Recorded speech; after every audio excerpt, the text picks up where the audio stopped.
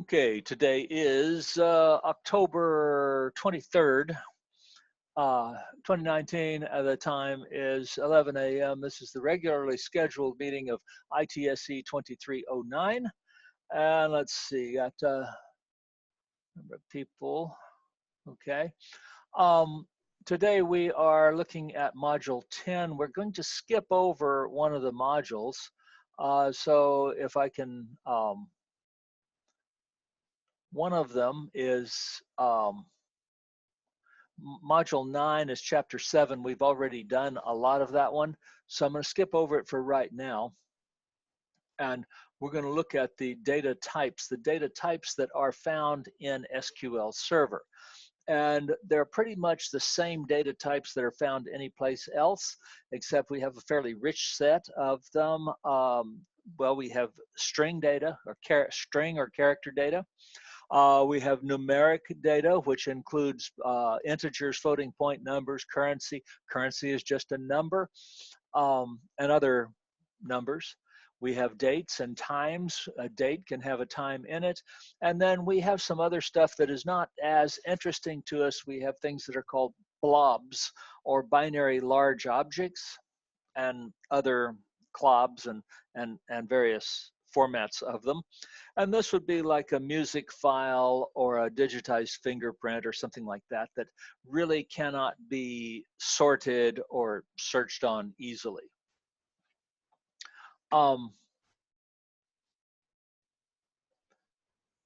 So, as we go, I must take up integers first. Almost all computing, I'll get it in a minute. Computer programming typically treats all integers in the same way. How do we, I have a couple of decisions I need to make. Do I have to represent positive numbers and negative numbers? If I don't have to represent negative numbers, I can represent twice as many different numbers. Obviously, if I just have one digit, I can represent the numbers from 0 to 9. If I have to have a negative number in there, I have two digits that I can that I have to use. So I have to use a negative or a non-negative, and that makes me use up two digits to represent the numbers from 0 to positive 9 and negative 9. More about that in just a second. And how much storage will I allocate for an integer? 4 bytes is very common for an integer. And so if I have, for example, 8 bytes allocated to an integer, that means I can store 2 to the 8th power different numbers. Are you guys with me? Okay. If I have 4 bytes, how many bits is that? For a bit. 1 byte is 8 bits. 4 bytes would be 4 times 8, 32. So an integer, typically integers have 32 bits. Now that means that we have to store it from as a binary number, and I have 32 bits to store it in that can be either 0 or 1. So that means that I have 2 to the 32nd power different numbers that I can represent. About how big is 2 to the 32nd power? It is roughly 4 billion. Roughly 4 billion. 2 to the 10th power is roughly 1,000. 2 to the 20th power is roughly 1,000,000. 2 to the 30th power is roughly 1 billion. And I have 32. So that gives me 2 to the power of 2 more, or 4 billion total. 4 billion different numbers. But half of them are positive and half of them are negative. So roughly, what is the largest integer value I can store? Got 4 billion different numbers. Half of them are positive, half of them are negative. What is the greatest value, greatest absolute value I can store? What I understood from this was like, it's like, you said 40 billion? 4 billion. half of 4 billion is 2 billion. 2 billion positive numbers and 2 billion negative numbers, yes, for a total of 4 billion. It is not exactly 4 billion, it's quite a bit more, but 4 billion gives you a rough estimate of how big. I can store an integer. If I don't expect it to get any larger than 4 billion, I can use an integer. I'm going to talk more about integers in a minute, but all integers, see, we have signed integers. Here is if an integer is signed, positive and negative, then we use half of our space if I don't have to have it signed. Some of them are. In SQL, all of them are except a tiny int. A tiny int is 1 byte, and that means that I can store up to 256 different values, but 0 is 0. So the biggest number I can store is 255, okay? Because 0 takes up one of those spaces. In general, all integers, have you ever seen a car, an older model car, and I always get into trouble with this nowadays. When I first started teaching, all cars were like this. If you drive them far enough, if you drive them, they roll over, they go to 99,999. Then what happens on the older mechanical speedometers? Have you ever seen a car that had lots and lots of miles on it? Mm-hmm. What had happened to the speedometer? It's got to be a pretty old car, about 70s. By the late 80s, we'd gone to digital. What happens is what used to happen, and I can't use this as an example anymore because people don't know about it, but you only had 5 digits in the odometer. How far has the car traveled? So as it would go, it would come up and it would go the first, and it would get 9999. When it hit 99999, 99,999, it's 100,000 miles. What happened? It carried out of range. So let me see if I can pull this up here.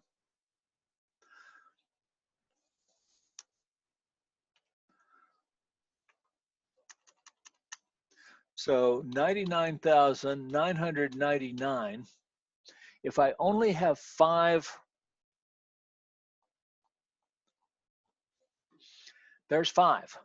If I add 1 to that, what happens? Remember, I've only got 5. Okay, so what happens is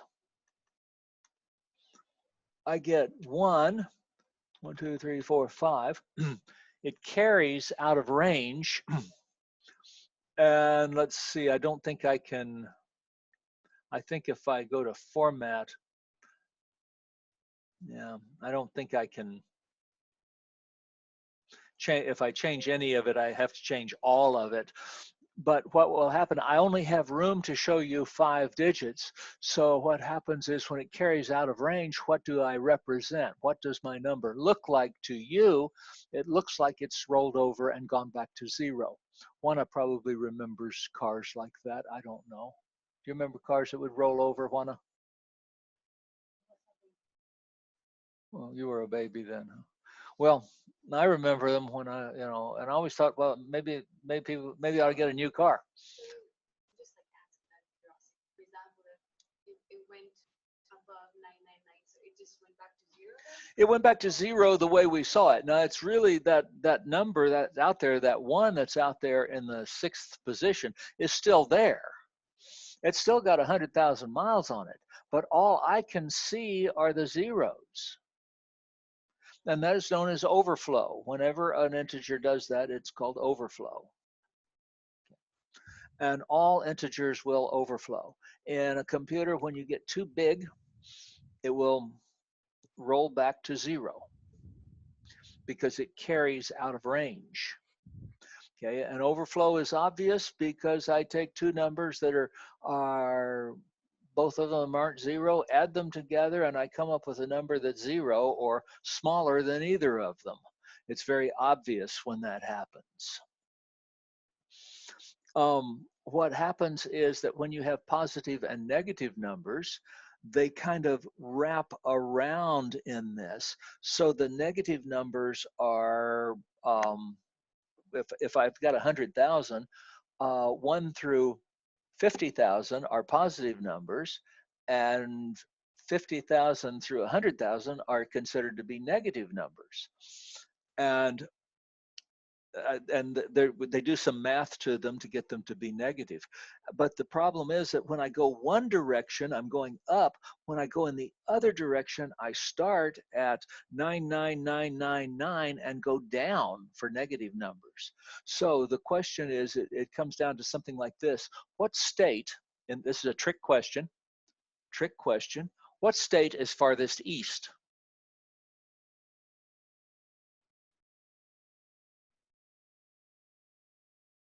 Any guesses? It is a trick question. It's okay to guess. What? Washington? Washington State.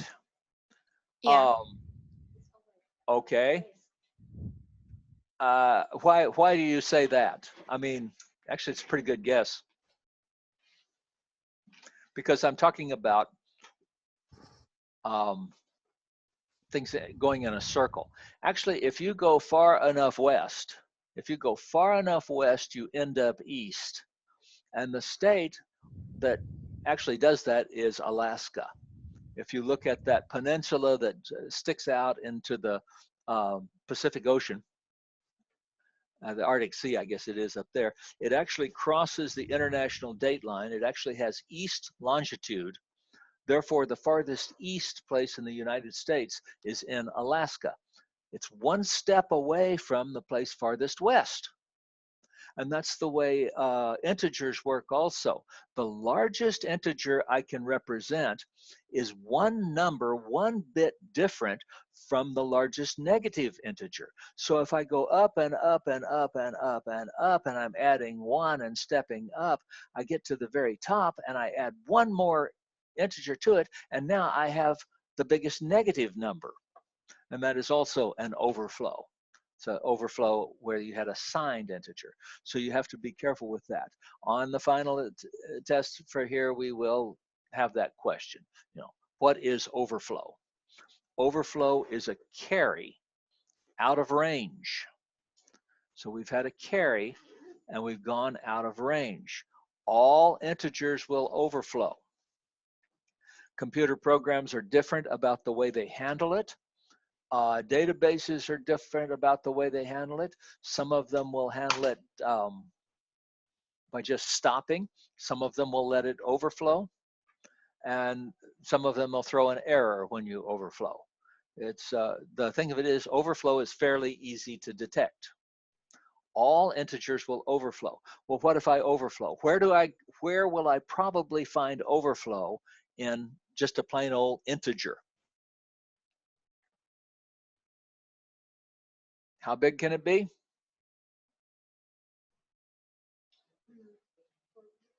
4 billion different integers, but remember it's signed. So I've got positive and negative. Where do I start worrying?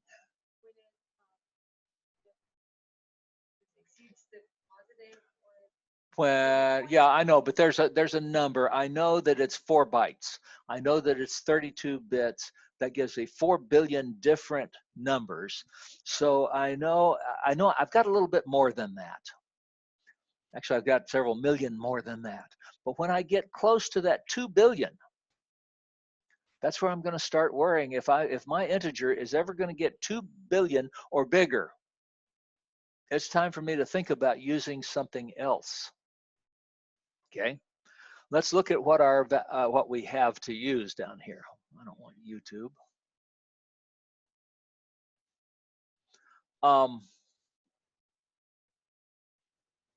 Okay, data type. An int is 4 bytes. That means that I can get from positive 2,104,000,000. Here's the number, the exact number. It'll go up to 2,147,483,647. Now you don't need to remember all of that, but remember as you hit the 2 billion, well, you've got 147 million left. And it'll go negative. Now notice that the negative has one more number. Why does negative have one more number? 0 to a computer scientist is considered it's not a negative number. So that we break it into two kinds: negative numbers and numbers that aren't negative. So 0 is a non-negative number, so it takes up one of our spots on the positive side. So we think of a 0 as positive, even though we know it really isn't. The other one we have is a tiny int. Well, let's look at them a little bit first. I'm gonna go tiny int. Tiny int is just 0 to 255. Tiny int does not have positive or negative. You use a tiny int when that's the smallest thing I've got, by the way. And I use that when I just want something like true or false, 0 or 1, 0 or not 0. So it does not have positive or negative. If it had positive or negative, it'd only go up to 255. Most of the time when you use a tiny int, you're talking about counting something that has a very small value. Small int. A small int has 2 bytes. In some implementations of C, plain old type integer has 2 bytes, but not very much anymore. A small int goes up to about 32,000. Okay.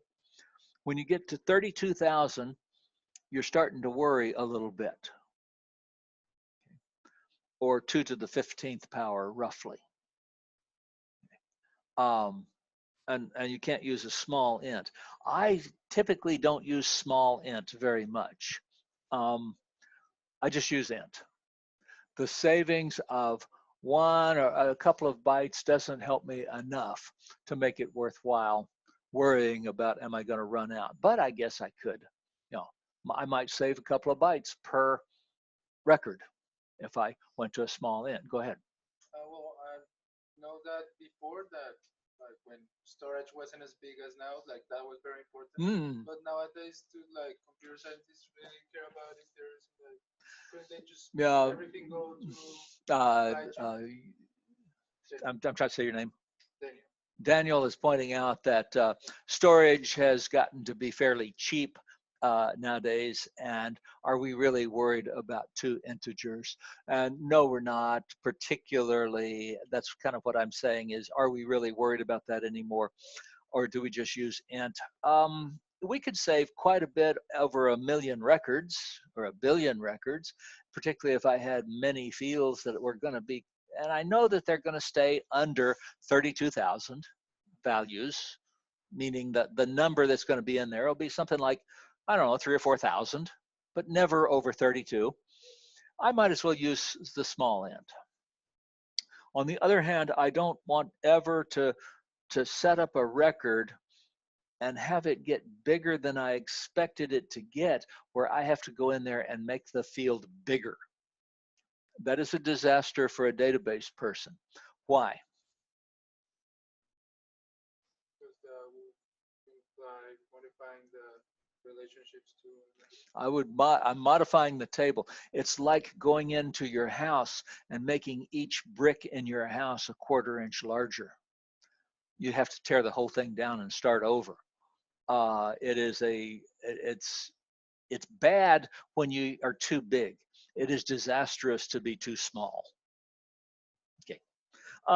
Next one is int, and that's 4 bytes. So notice there's 1 byte, 2 bytes, and it's doubling each time to 4 bytes, which is the one we typically use of type int.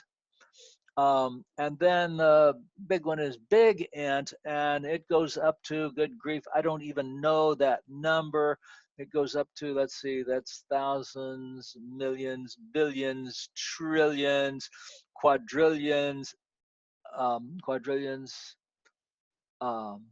4, 5 would be septillions.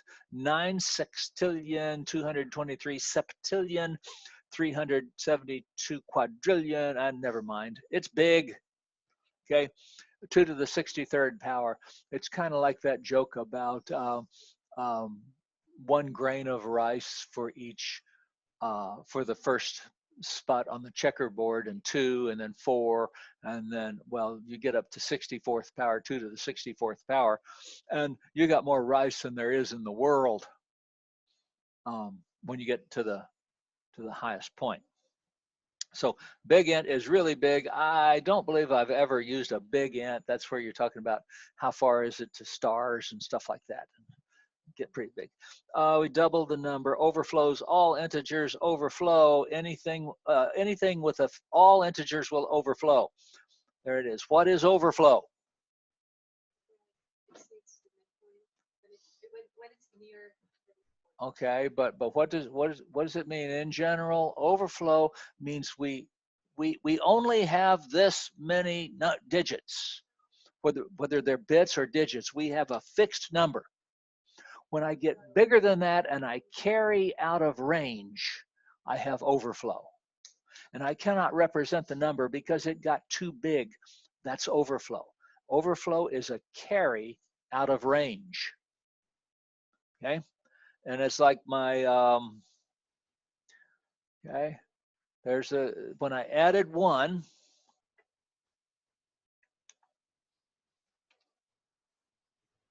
plus 1, but I only have 9.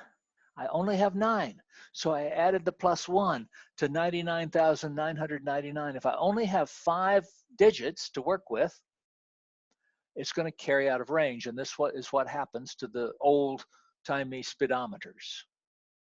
They go out of range. So we see it as 0, 0, 0, 0, 0.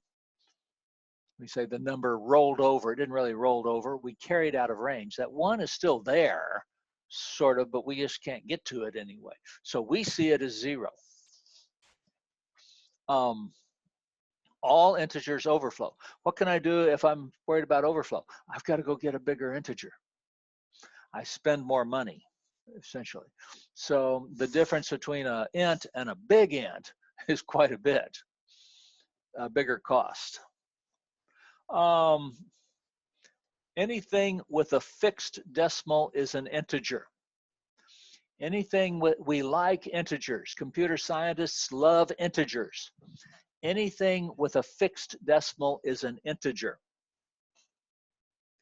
Okay, here's some integers.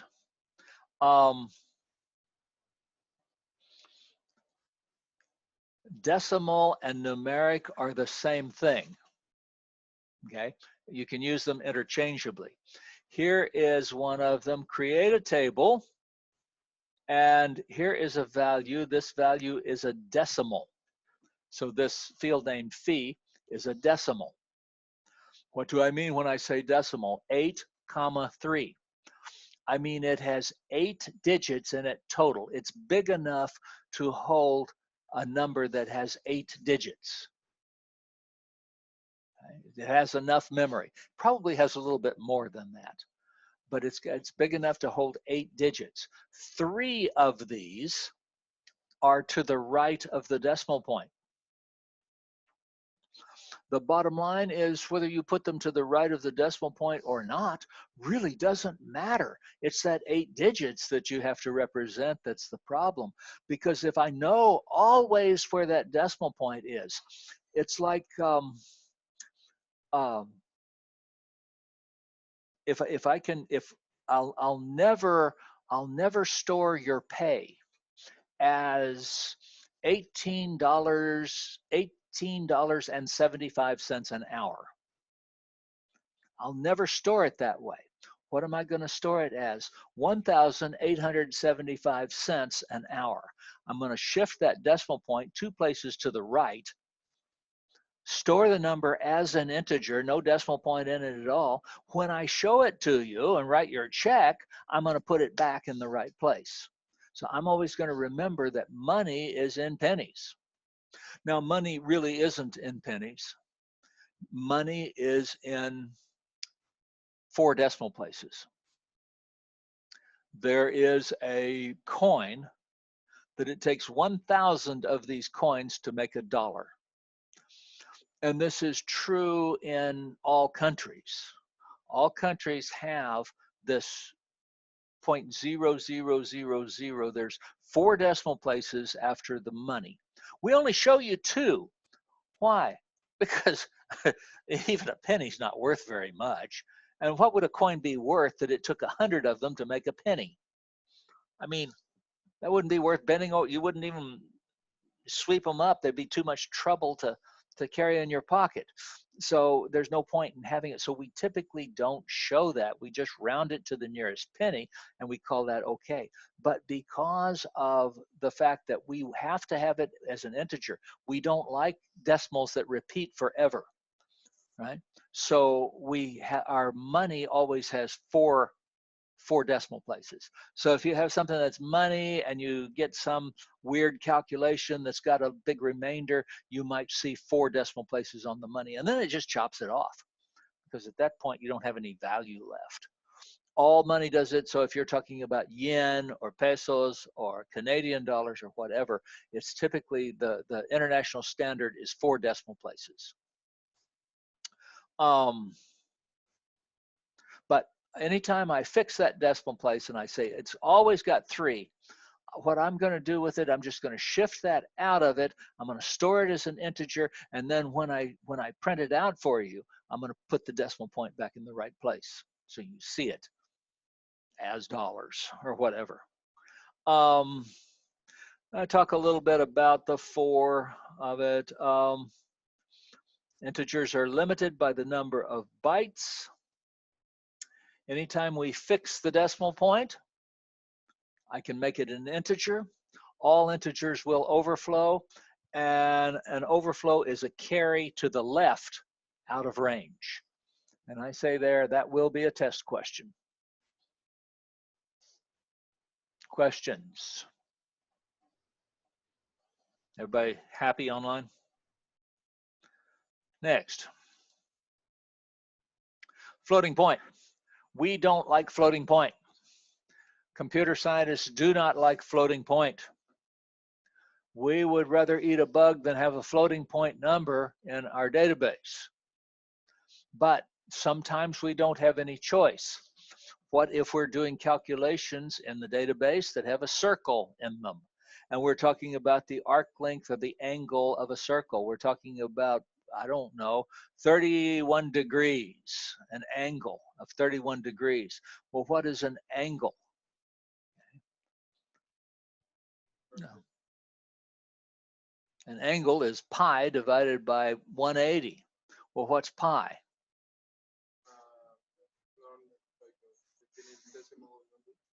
Yeah, So it's that weird number that never repeats and never, it's an irrational number.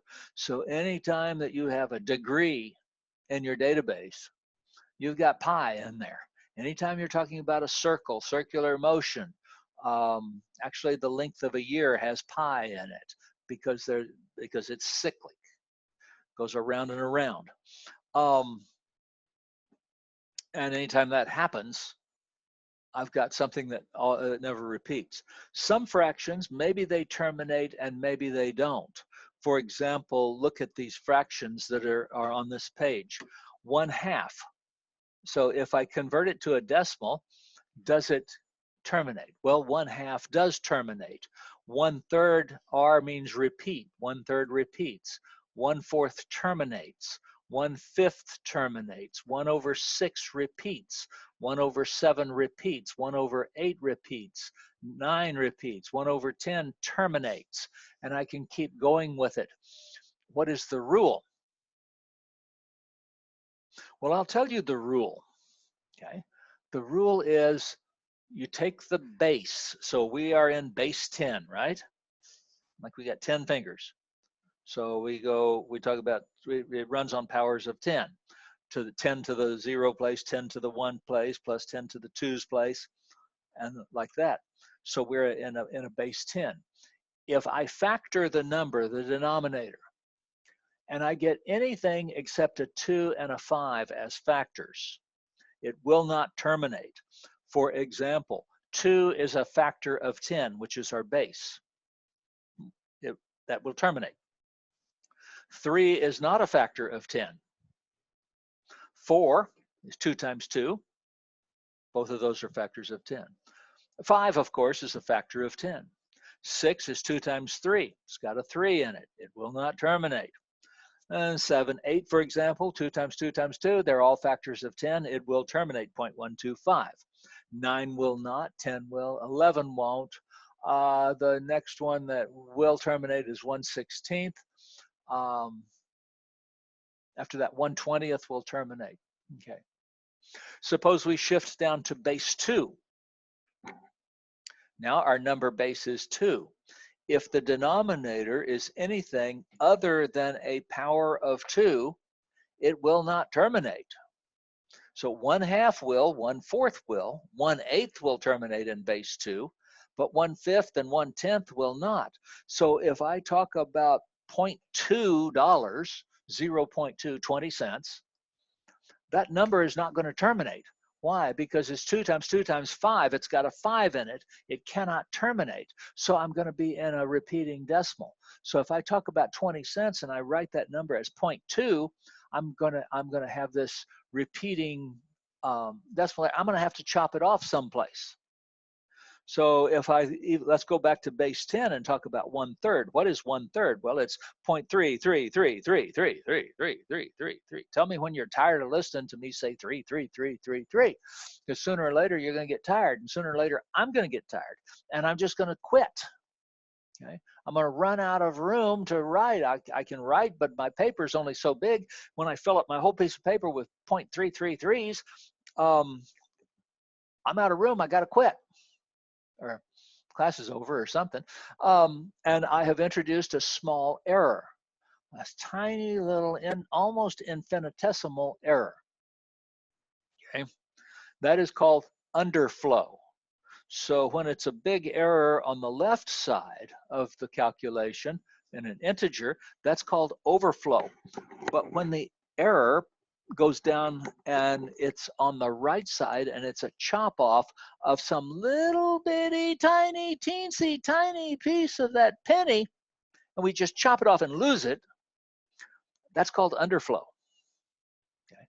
Anybody see the movie Office Space by any chance? I got to come up with some new examples, I guess, because that's starting to get to be an old movie.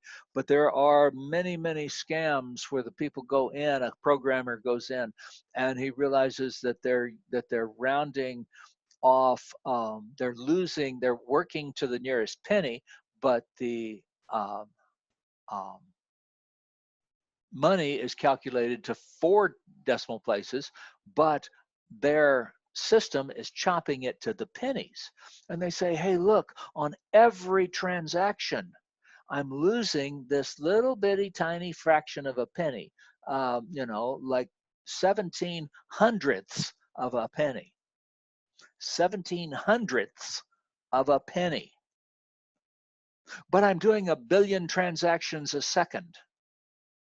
That's going to turn into some money pretty fast if I can collect that. That goes by a number of names. It is a well-known scam, and it happens because of underflow. There was a rocket, early orbital shot. A person was actually riding in the orbital capsule, and this was in about 19. I think I would have been in the 5th grade or 6th, somewhere in there. So it had to have been early 60s at the latest. So he was launched into space. And remember, I told you that as you go around and around in a circle, the distance you're traveling has a factor of pi in it. Well, they were losing a little bit of that each time. So the first time they shot him up, he just went up and just went a little ways. And so when he came down, he landed where they thought he was going to land. Then they put another one up in space. He went all the way around once or twice maybe, and he landed, and they were off by their calculation was a little off, and they landed, but they could get a helicopter over there to the guy pretty quickly, you know, because he landed pretty close to where they were expecting him. The next time they shot somebody up into space, he stayed up there for several hours, several revolutions around the Earth. And that poor guy didn't even land in the right ocean. Why? Because every time they did the calculation, they were chopping off a little piece of it. And that little piece that they chopped off added up and added up and added up. And because they were calculating so often that it turned into a major problem. That is underflow. Overflow. Let's go back to overflow. How do I know when I've had overflow? The number is above 2 billion. Okay, well, it's above 2 billion, but you know, I'm going along and I'm getting bigger and bigger and bigger, and all of a sudden, boom, I'm at 0. Now that's pretty obvious. I mean, if I go in and clean out your bank account, you're going to notice it, right? But what if I just stole a penny? You probably wouldn't, you might not notice it. Some people would. An accountant would, because they're watching for the pennies disappearing. That's why they have accountants. But you're not going to notice a penny. If I stole a penny out of your pocket, you wouldn't even notice it. Well, who cares? If I could steal a penny out of everybody's pocket in Dallas, I'd have quite a bit of money. Okay. So which one's worse? Well, overflow is big. Overflow is obvious. Overflow is in your face. Underflow is insidious. Underflow happens almost every calculation that you make, you get a little bit of underflow. Particularly if you're doing anything like compounding interest or something like that. You're going to have it. It's going to be there. All you can do really is minimize it. So which one's worse? Underflow is a lot worse because underflow happens all the time. What is underflow? Underflow is the truncation. Underflow is chopping off the decimal. I only have time or room to calculate to so many decimal points. I can't calculate pi to its end. I'm going to have to cut it off someplace. So if I have 1 degree, that's 180 divided by, or excuse me, pi divided by 180. But it's you know, it's an irrational number. I've got to quit. Anyway, so I'm going to have an error. So what is underflow? Underflow is chopping off the decimal. Overflow is an error on the left. Overflow is an error on the high side. Underflow is going out of range on the low side and running out of room, but you don't notice it as much. It happens a lot more often. I talk about the floating point decimal will not terminate in binary. Floating point numbers suffer from underflow.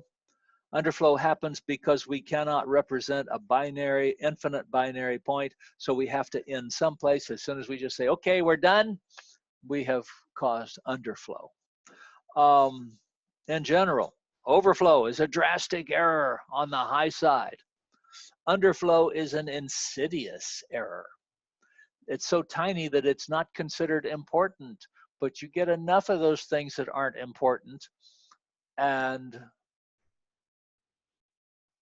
we elect somebody for president that we didn't mean to. Overflow doesn't happen often. However, when it does, it's obvious. Underflow happens on almost every floating point calculation and adds up. Bottom line, we never use float unless there's no way around it. When will there be no way around it? When I have to do calculations on circles, degrees, or I'm calculating interest compounded continuously, so I have some of those weird irrational numbers in the calculation. Try not to use it. Float takes 8 bytes. We have another one called double that I believe is 16 bytes. Let's see if we got. Okay. Questions on, goodness gracious, it's almost, okay. That was numeric data, yes. I just like, I wrote down something that. Wrote down something, but you don't know what it was. Yeah, it's like never use float when no way around it. Only for We try not to use float if there's any way that I can use a decimal. If there's any way I can say, okay, this number is going to have four decimal points. That's why money has 4 decimal places, so it's more than we really need. So anytime I can fix that decimal and I can say that all of my numbers are going to have 4 decimal points, now I no longer have an underflow.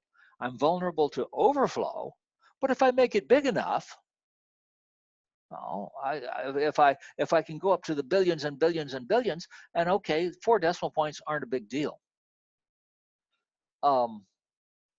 So that gets me out of that. I want to get away from underflow, and going to integer, forcing it to be an integer helps me out. So anytime I can say, instead of saying it's floating point, I'm going to say it's decimal.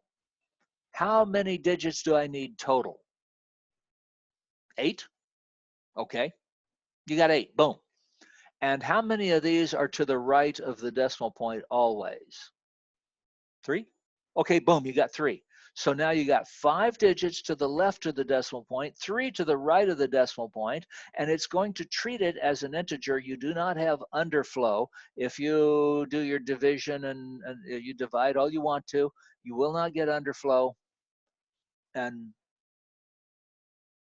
you can still get overflow because it's an integer. All integers will overflow. All floating point will underflow. If it's if you say it is a decimal point, a fixed decimal point, meaning this one,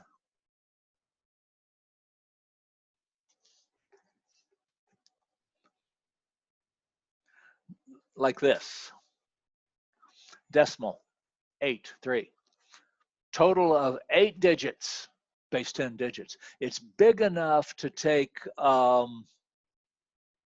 1 followed by 7 0, well, excuse me, 9 zeros, 8 nines, 9999999. It's that big. Oh, but move the decimal point over and put it at the 3rd place from the right always. So now it can be 99999.999. Then you're going to get overflow, maybe. You probably won't get it right then, but that's as big as you should ever go. But that's a safe number because he's always going to be an integer. We like integers a lot better than we like floating point. We don't like floating point worth a darn. Why? Because it gives us underflow.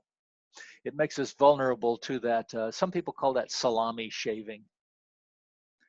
You ever look at a coin? A coin has little ridges around the edges. They're usually not solid. And on the edges, they got some kind of a embossing around the edges, and that's to keep people from going in and shaving off a little bit of the coin and stealing the precious metal. Okay, character data. Character data comes in two kinds. We have, well, actually there's 4, but the question then is, do I have a fixed length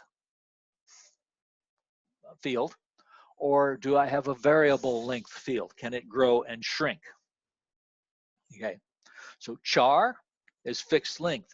If I say something is char, parentheses 8, it always has 8 characters. If you don't use 8 characters, it pads it out with spaces, blanks. But it always has 8 characters there, whether you use them or not. You don't have to put in 8 characters. You can just put in 2 characters. But if you say that it's char 8 and you only put in 2 characters, it puts 6 leading spaces in front of it. But that's okay. Just think of them as 0. Just spaces. So if your name doesn't take up all of that. The other one is varchar. So if I say varchar 8, I can have up to 8 characters.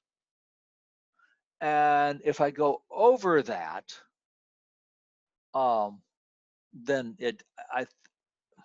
I think it just cuts it off. Some do and some don't. Seems like I was noticing our platform was throwing an error if you went over it.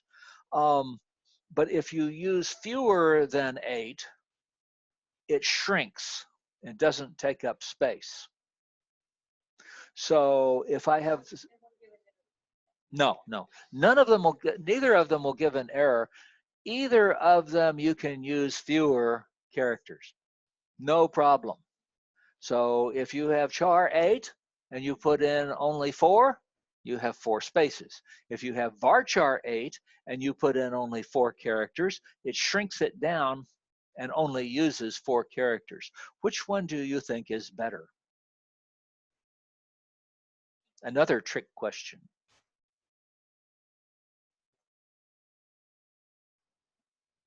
Anytime I say which one is better, it's always a trick question.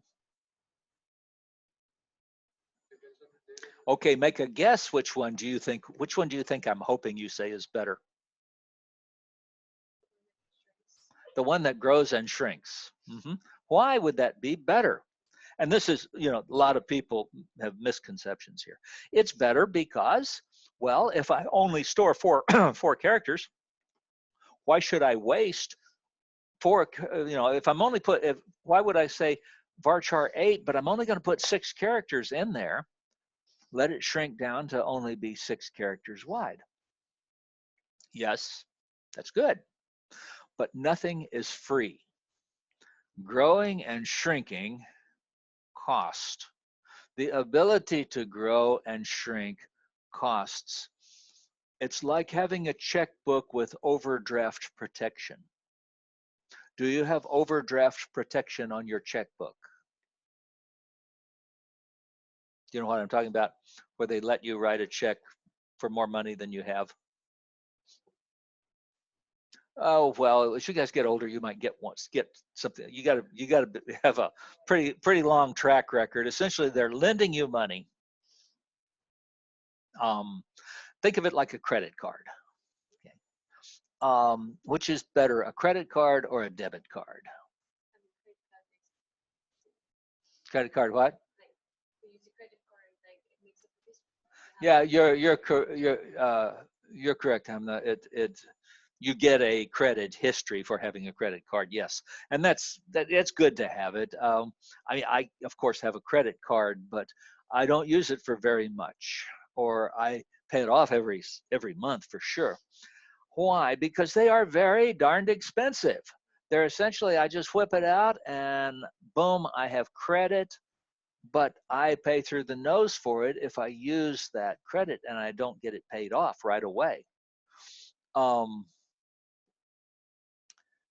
But on the other hand, debit card doesn't have any expense with it. If I run out of money in my account, it quits working.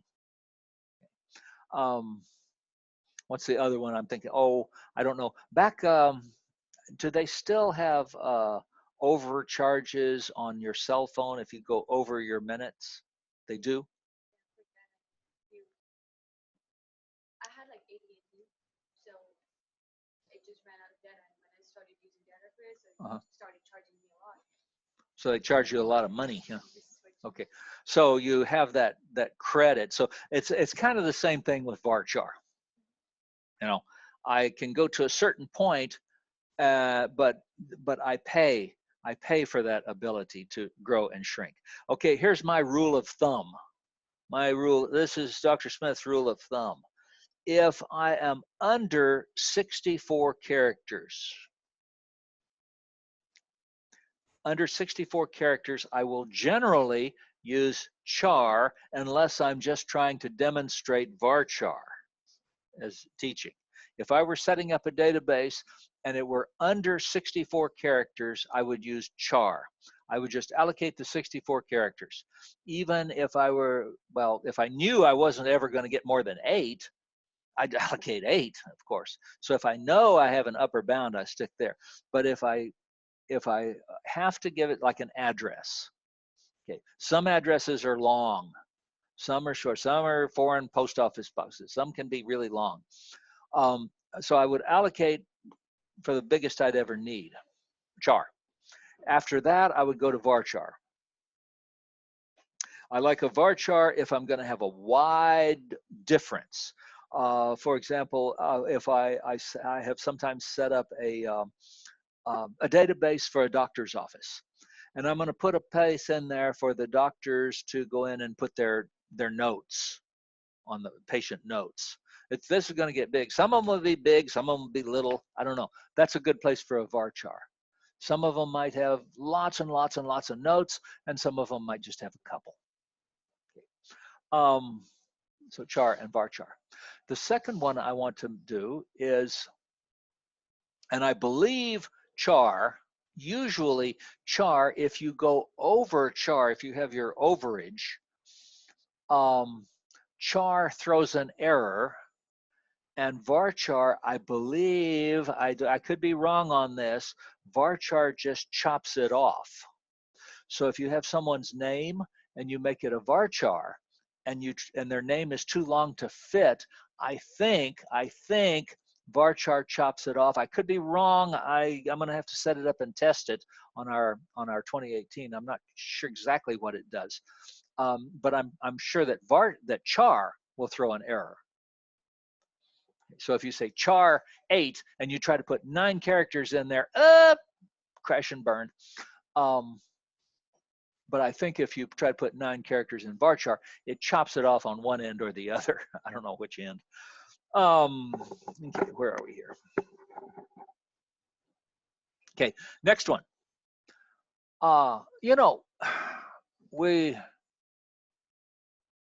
it came as a big shock to us in this country that people speak other languages besides English, and people use other alphabets that aren't the ones that we use in this country.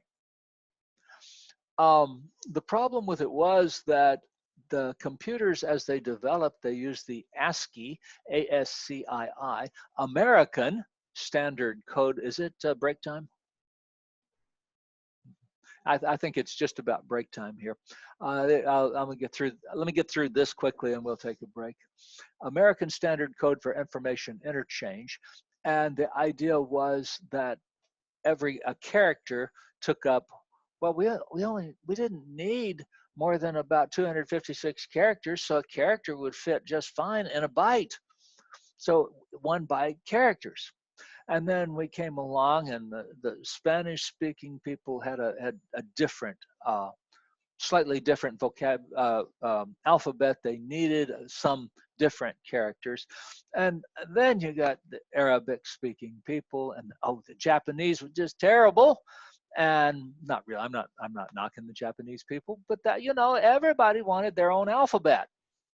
And so the question became, how do we do this? Well, we had to go bigger, because essentially we had 8 bytes and we were out of the 8 bytes. So we had to go to another byte.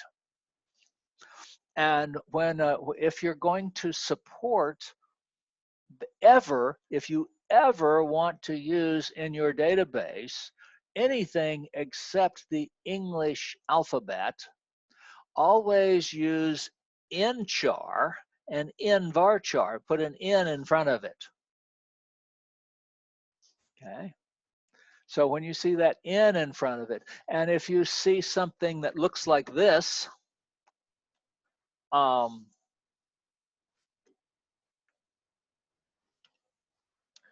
Let's see.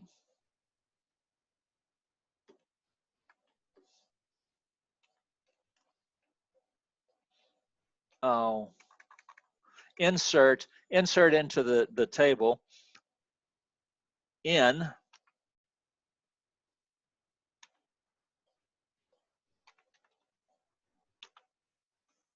okay. The in comes outside of the quote.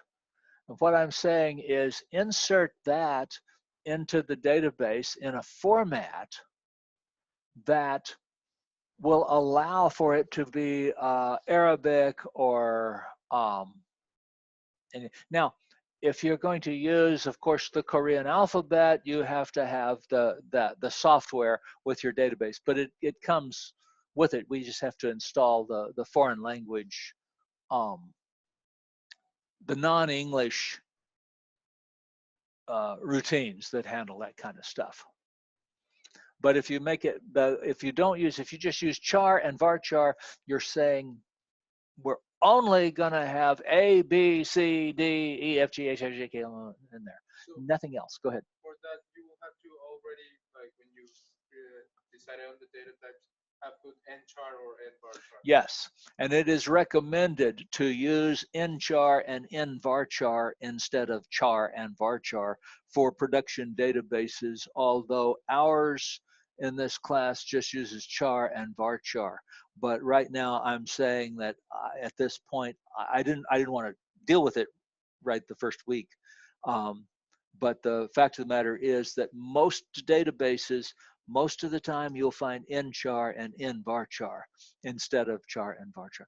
And again, it goes back to that idea of the space that it takes up. Nchar takes up twice as much space. Why? Because each character is 2 bytes instead of 1. But now, instead of 255 different characters, if I've got 2 bytes, I can store about 37,000 different characters. So now I have enough room in there to store various other alphabets besides English, and the English alphabet just fine. The English alphabet is just a very small subset of that. Okay, questions?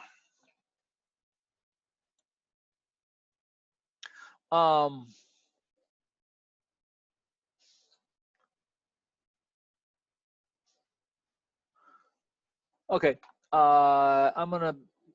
let's take a short break. Let's see, nobody's texting me. Everybody happy? Amanda, you doing okay? Yeah, I think I'm doing pretty good. Okay. Well, we're gonna take a water break here, and I'm gonna pause the recording. Okay, recorder is back on.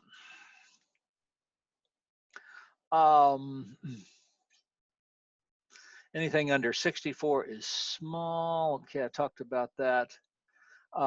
Variable length is expensive.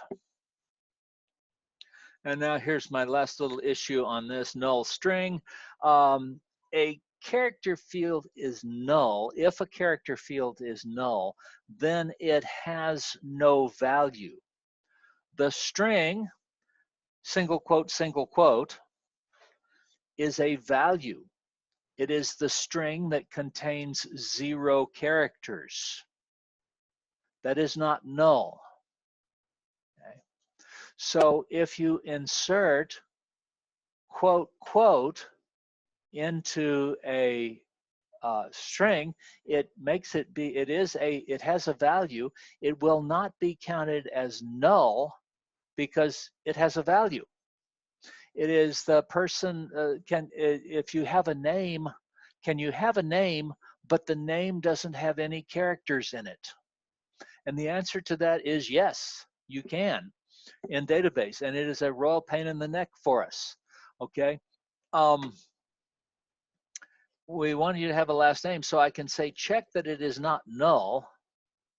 And then if I'm really being rigorous, I'm going to check that the length is greater than 0. So here's a constraint, and it checks that the LEN, the length of last name, is greater than 0. That's how that's done.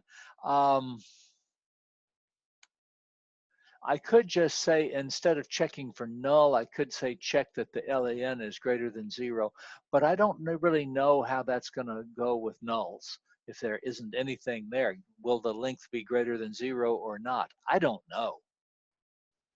Okay, this matter causes us a lot of trouble, and if it's really, really important to you that you have to have something there, then you have to set it to check, to constrain it against length of 0. LEN is length. So here's an example of the constraint. Check the length of the last name, LEN, last name, is greater than 0. Go ahead. For example, if somebody is still like going to mess up with the database, we could just like add a value of last name that would be just spaces, like let's say 3 spaces, and it will pass those constraints. Okay, the length does not count leading spaces. Okay, so if you put in your last name as space Jones, you would only have Jones. You'd only have 5 characters in it, because it would strip off those. They would still be there. But if you just made the field be space, the length would be 0. If you made it be X space X, then the length would be 5. So leading spaces, trailing spaces are counted, leading spaces are not, typically, for length. So if I have, X space, that would count as 4. But if I had something to the right of that X, it wouldn't count it. But the matter really gives us problems. Next. Okay, dates and times. I'm going to get through this one fairly quickly. Y2K, the year 2000. Any of you guys old enough to remember the year 2000? I didn't think so. Yeah, I know. Year 2000, what happened? Everybody ran out and bought ammunition. I don't know why. But then what happened? Well, nothing happened really. Why? Because we were ready for it. The Y2K wasn't like also there was this problem like I think in New York they always like get the ball and something for the last year, and there was something because the computers weren't programmed for the year 2000 or something like that. Well, to the best of my knowledge, nothing major happened. I don't think anything happened with the ball that was dropping, but the what it was it was an overflow. We ran out of room in what we were doing, so we changed our date and time, and our date no longer is in the form of month, day, and year. It is the number of seconds that we have had since Happy New Year of 1970, 1970. That's time 0. If you're 1 second past midnight, that is +1. 1 second before midnight, that's -1.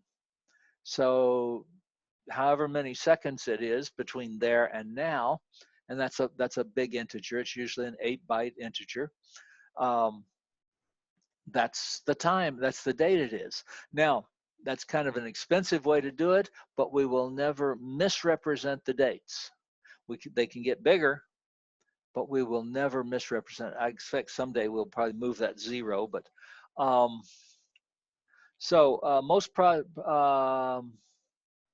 SQL Server used to call it date time 2. Our date time is an integer. So remember, we like integers. It records the number of clock ticks, the number of seconds that have happened since the ball dropped in 1970. Okay. I don't know. I don't know why. The question was, why did they choose 1970? I don't know. Because remember, we did that in late 1990s. That was when they came up with this and went to this date time. But when we get to the next time that we're going to roll over and overflow, we won't do it with this one. If it's date time, all dates typically have a time. I usually use date time. You can use just plain date only. No time value is stored. In other words, I've got a clock that ticks once a day. Just time, I can only store the time of day, and that goes to 24 hours, and then it resets and overflows again. Date time, store them together. That is usually an 8-byte value. I'm going to go next. Okay, data conversions. This is where rubber meets the road. We're going to cast back and forth. So always computer programs will give you a way to switch between data types. So I can switch from integer to float and back. Let's see.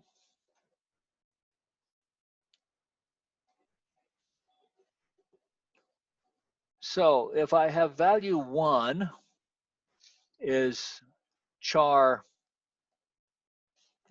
char value, and I put a 2 in there, and then value 2 is an integer, and it has the integer value 3. And suppose I said select val1 plus val2 as total. What do I mean when I say add value 1 to value 2?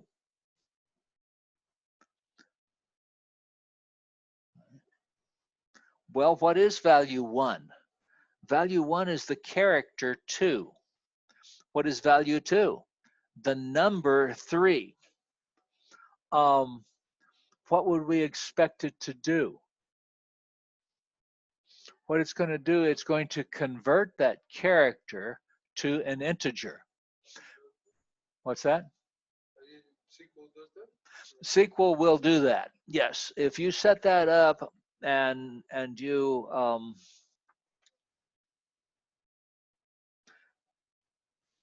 say val1 value 2, if you set that up and did it, you would probably see 5. It would be possible that you could see 23, 2, 3. So it could convert the integer to a character and then show it to you as a string concatenated. But I think it's going to go with 5. On the other hand, if the first one were hello and 3, and I tried to put them together, it can't add hello to 3. So what it does, it converts the 3 to a character and concatenates them. Okay.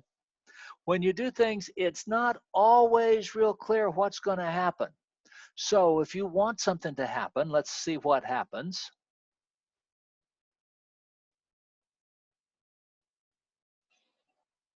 I'm going to give it a test here.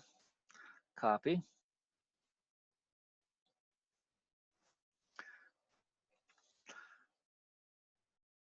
Okay. We have not seen creating a variable. I'm going to create a variable. If you're programming in C, you create variables, right? You've had some C or some Java. Okay, I'm going to create a variable just like you do in Java. It looks a little different. I'm going to say declare, and I'm saying that I'm creating this variable.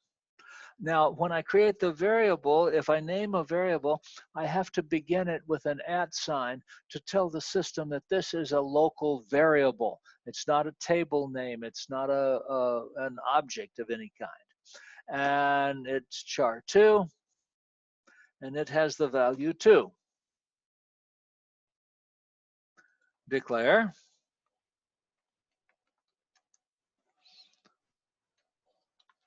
value 2.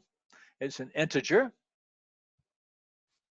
and it has the value 3. So if I say select value 1 plus value 2, the thing I always forget is to put that at sign. As total,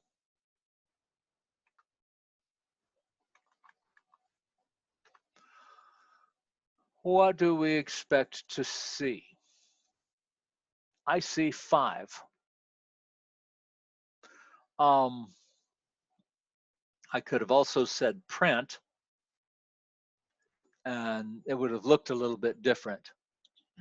So we do have a print. Sometimes that works a little bit better.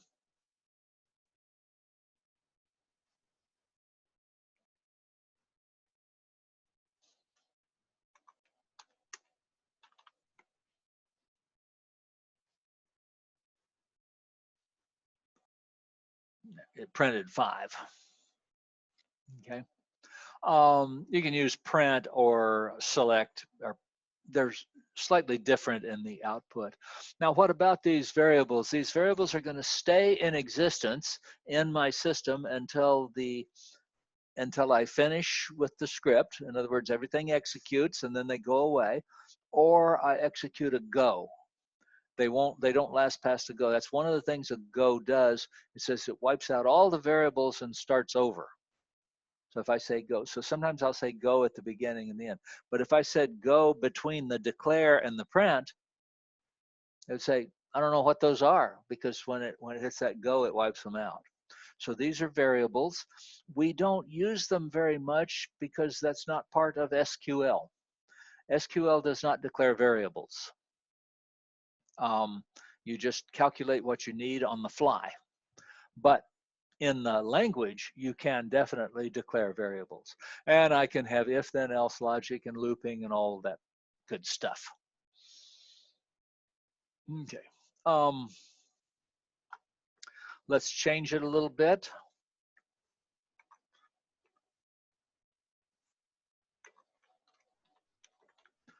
Let's put a hello in there.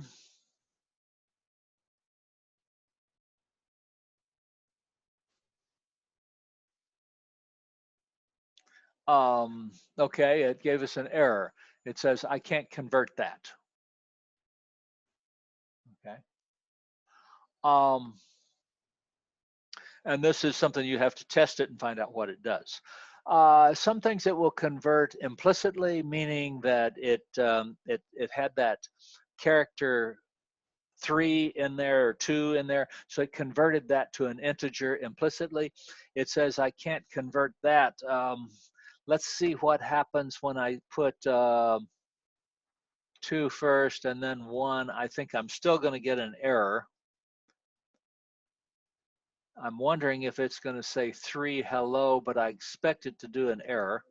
I still got an error. Okay. Do what? No, it wouldn't change anything. I could put a select in there and it wouldn't work. What would work is if I said, let's see, what's giving me the problem? The problem is value 2, and it's trying to, does it convert it to a char or does it try to treat it as an int? And what I can say here is I can say cast, C-A-S-T, parentheses, value 2 as char 1, close parentheses. Cast value 2 as char 1. In other words, it's 3, but I want it cast as a char.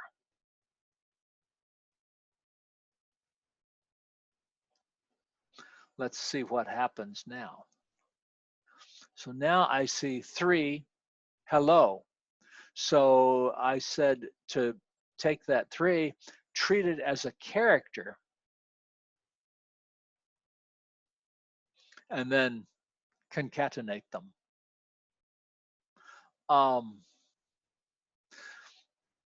There are some issues here when I say to cast it as a character.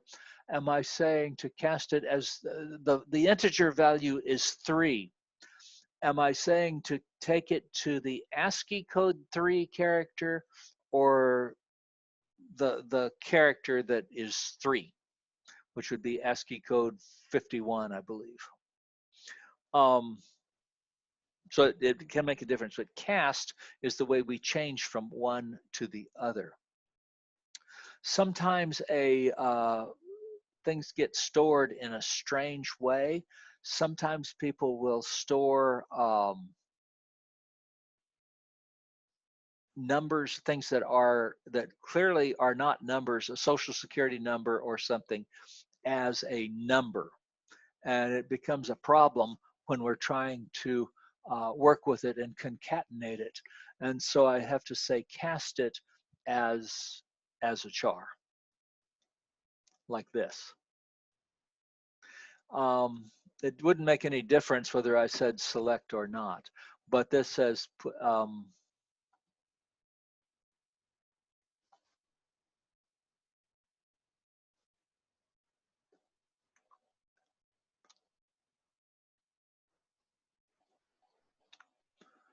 okay, in this case, I'm going to cast value 2 as a char, and then I'm going to put the string together. So now when I do this one, if I cast the first one as a char, I'm going to see it as 32. I'm going to see it as the string. Is the way it's going to come out. When you mix int and varchar, SQL Server will always attempt to convert everything to one that is the highest. And sometimes you get errors because it cannot convert some things to integer. So integer has a higher precedence than char. If it can convert it to integer, it will. If it can't, it will throw an error. The cast, okay. This is the cast function. And this is our way of moving between types.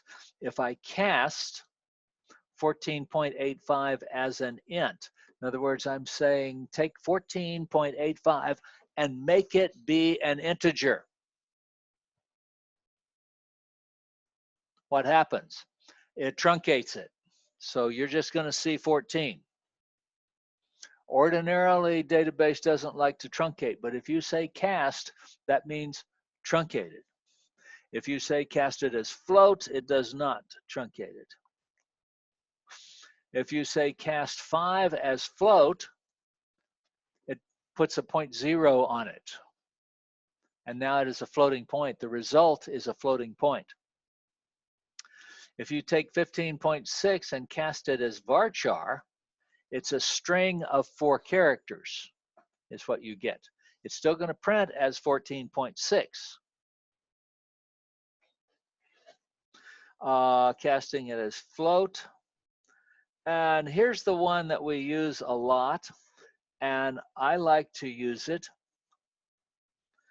Cast that 2014 5-2 as date time. Now, there isn't a time on it. I didn't provide you with a time. It goes to 0. I can show it in almost any way that I want to, and we have a very rich set of operators for it.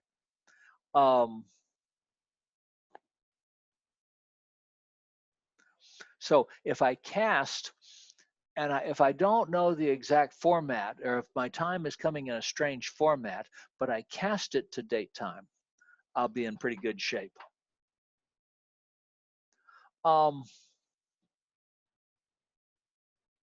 Try convert, I like this one. So converting, converting allows me to apply a format to it. And if you go to page 254 and 257 of your textbook, you'll see the various formats. So if I'm going to select invoice date as my date,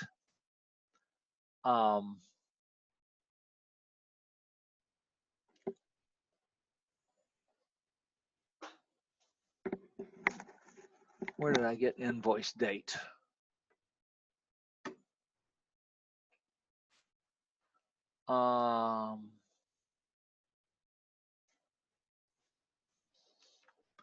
Let's do this one. Use APDB. Select.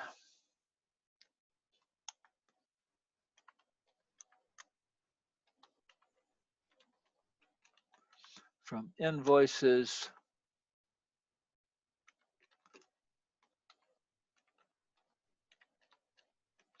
Where invoice ID equals, oh, let's just choose one like 5.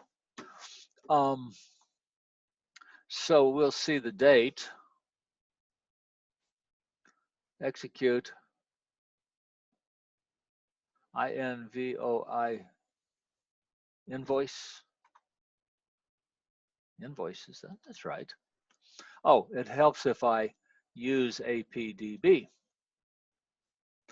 Okay, notice that I see it as June, JUN 14, 2019. Okay. Now, if I change this to a 105 as that, so this is the formatting string, and if I go look at that in the textbook, it'll show me all of them I can use. This flat time I get it 14/06/2019. So I see it completely differently, depending on how you want to see it formatted. So convert is real handy. And if I go look at these pages in the textbook, I will see just a bunch of them. 10 is real common. Okay.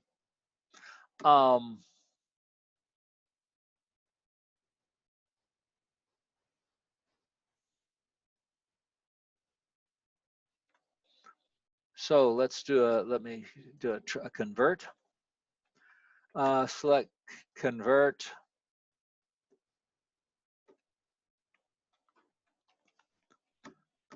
Convert varchar.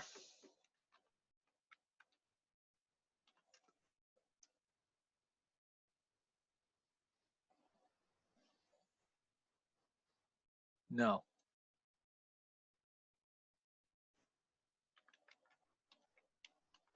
Convert to date time, this thing.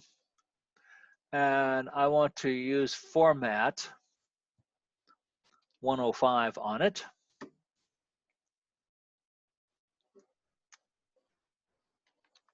And I'm just going to name it D. I need a comma. Well, we should be good there. So I'm going to convert him. And I see, what is this? The conversion of varchar data type to a date time resulted in, oh, there's no such thing as 32nd of May. May 29th. I think I put that in there just to be 32nd of May. So 5/29, 29th of May. Convert it. Not.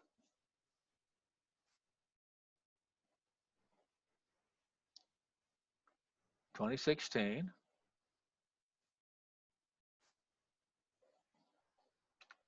Does it go like this?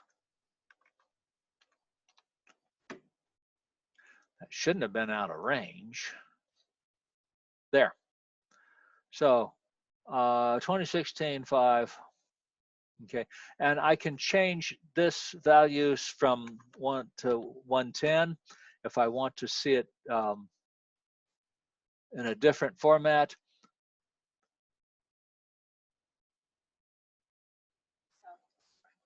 What? Yeah, I see it's showing out of range. I don't know why I'm getting that. 105. So notice it changed them around for me. The point being, if I try to say the 32nd of May, okay, and I say convert the date time to the 32nd of May, so I've got something in there and I'm converting it, and it throws a red error on me. If I change this, instead of convert, I use try convert, try_convert, what happens is, and I like this one is unique to SQL Server. Oracle doesn't have this. SQL Server has very little stuff that Oracle doesn't have that I think they should have. But if I do this and I try to convert something that just doesn't work as a date, and I say execute, it just returns null. So instead of having it error out, it just returns null, and I can, my program keeps running, and then I can go figure out why I got a null value in there later.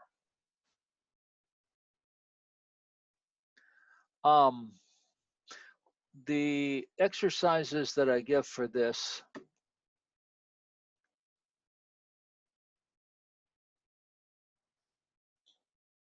I don't know why I've got this disabled.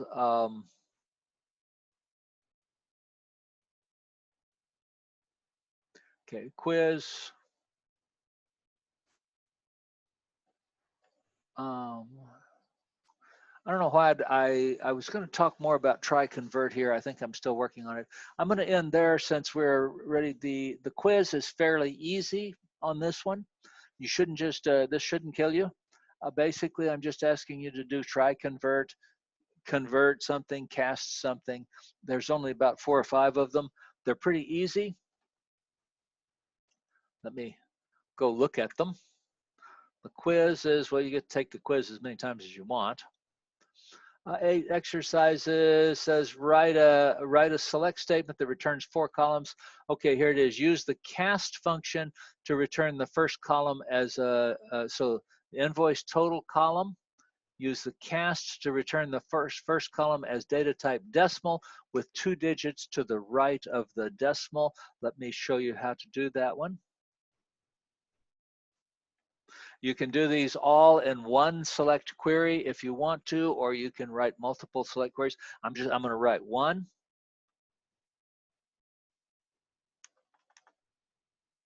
So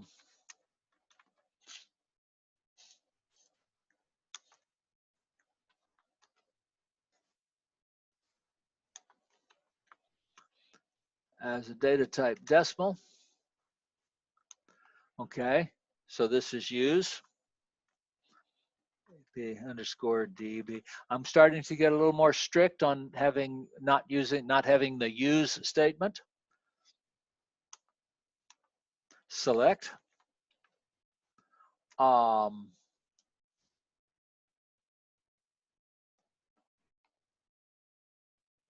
Okay.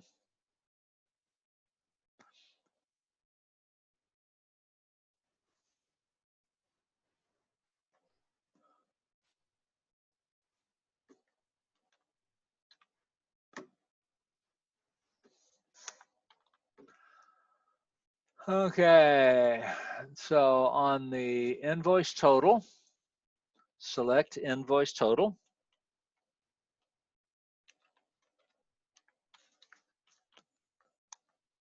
From.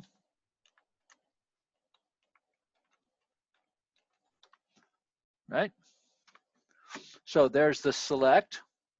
If I do this, what do I see? I see all of the invoice totals. Do I have any that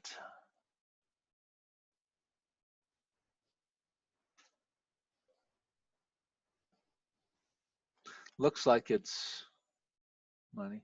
Okay, so invoice total. So this one I'm going to cast invoice total.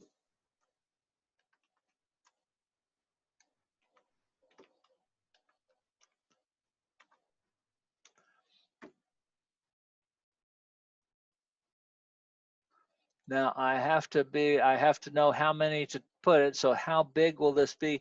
Here I have 1, 2, 3, 4, 5, 6, 7. I'm going to need at least 7 for invoice ID 39. Do I have any bigger than that? I'm going to make it 8. Invoice total, decimal. If when in doubt, make it a little bit bigger. I'm going to make it 8, comma 2. Now, because I'm doing something with that, I have to give it a name. It is bad practice to have any select statement that returns a column with no name.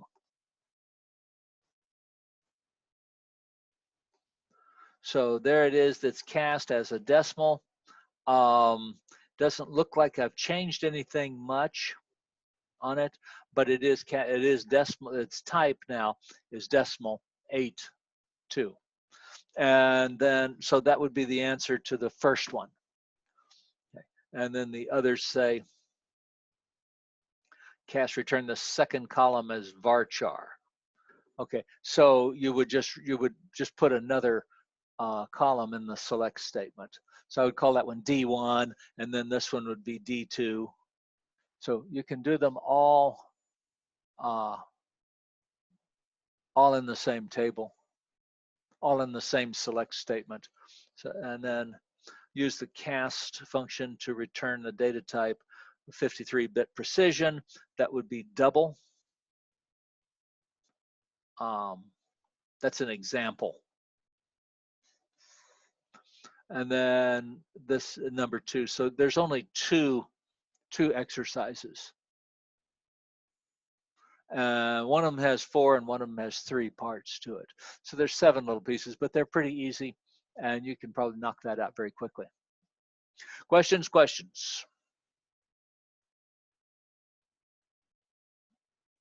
Okay, I'm going to end the recording there. So I'm pausing the recording.